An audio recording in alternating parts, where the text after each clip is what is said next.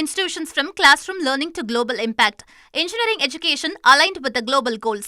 சமூக நலன் மற்றும் மகளிர் மேம்பாடு.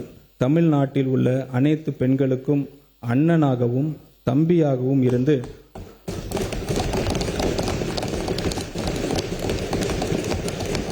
அவர்களுக்கு எப்போதும் துணை நிற்பவர்தான் நமது மாண்புமிகு முதலமைச்சர் அவர்கள். திருமணம் என்பது ஒவ்வொரு பெண்ணின் வாழ்விலும் ஒரு மகிழ்ச்சியான தருணமாகும்.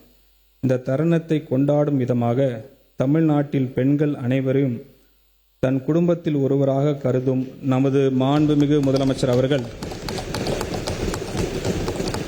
அப்பெண்களின் திருமணம் நாளில் நமது அரசின் சார்பாக 8 கிராம் தங்க நாணயமும் ஒரு பட்டு புடவையும் அண்ணனின் சீராக வழங்க இருக்கிறார். இத்திட்டத்தினை செயல்படுத்த திருத்த வரவு செல்ல திட்ட மதிப்பீடுகளில் 812 கோடி ரூபாய் நிதி ஒதுக்கீடு செய்யப்படுகிறது. நம்முடைய கொள்கை தலைவர் பெருந்தலைவர் காமராஜர் புதிய உணவு திட்டத்தை கொண்டு வந்து மாணவர்களின் வயிற்று பசியை மட்டுமின்றி கல்வி பசியும் போக்கினார்.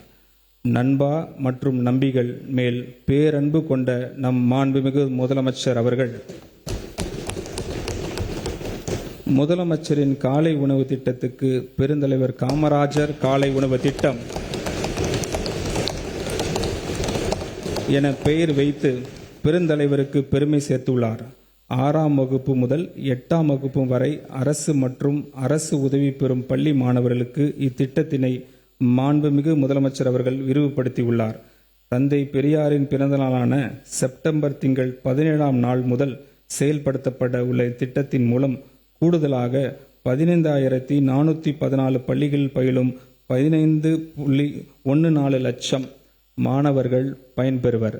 இத்திட்டத்திற்காக திருத்த வரவு செலவு மதிப்பீடுகளில் 710 கோடி ரூபாய் நிதி ஒதுக்கீடு செய்யப்படுகிறது.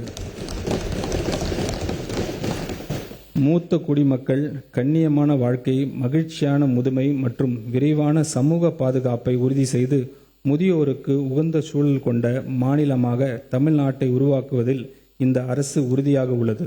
மூத்த குடிமக்களுக்கான அனைத்து அவசியமான வசதிகளுடன் கூடிய மூத்த குடிமக்கள் இல்லங்கள், தகுதி வாய்ந்த பராமரிப்பாளர்கள், மருத்துவ பணியாளர்கள் மற்றும் பொழுதுபோக்கு வசதிகளுடன் மாவட்டந்தோறும் எக்ஸ்டெண்ட் செய்யப்படும்.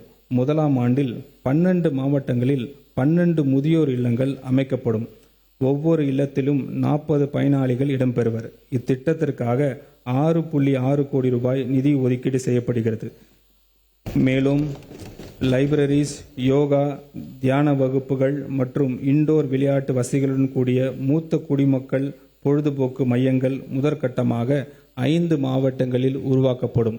மூத்த குடிமக்களின் மக்கள் தொகை அடிப்படையில் இந்த மாவட்டங்கள் தேர்ந்தெடுக்கப்படும். எதிர்கால தலைமுறையினை நம் வீட்டு குழந்தைகளின் வாழ்வு கொண்டாட்டமாக இருக்க வேண்டும் என்று மனதார விரும்பும் உள்ளம் கொண்டவர் நம் மாண்புமிகு முதலமைச்சர் அவர்கள்.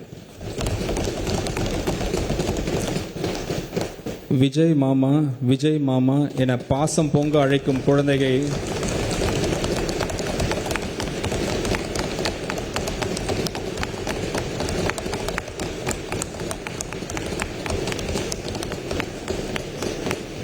Institutions from classroom learning to global impact. Engineering education aligned with the global goals.